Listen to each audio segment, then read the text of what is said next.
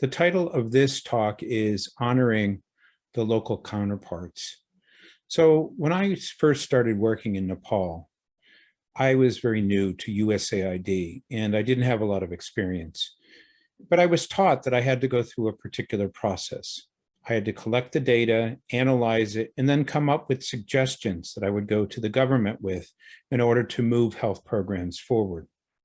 For the first 2 years, I had very little success.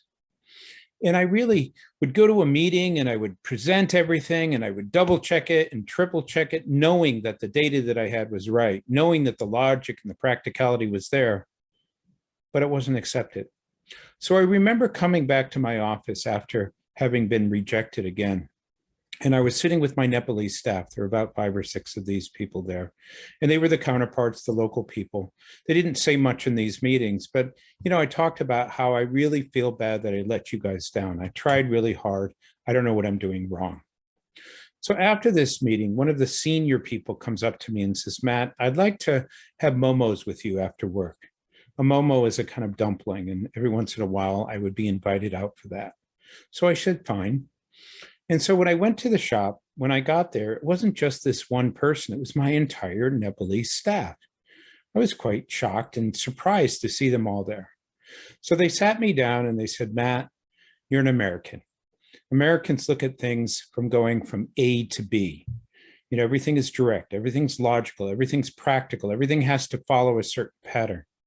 That's the way Americans people think. But in Nepal, we do things differently. It's not that we don't value that. It's just that we have different ways of moving programs forward. And you'll never understand. Even if you speak the language, you won't understand it. It has to do with hierarchy. It has to do with who you know. It's your relationship with the royal family. It's what school you went to. And instead of going from A to B, you go to A to Z to S, back to Z to T. It's a particular process. So why don't you do this? Before you set up a program, come to us, sit down, and tell us what you want to do. We'll tell you whether in the context of Nepal, it's doable. If it is, give us the responsibility to move it forward. Don't ask us what we do. We're going to follow the rules and the regulations, but we'll do it the Nepalese way.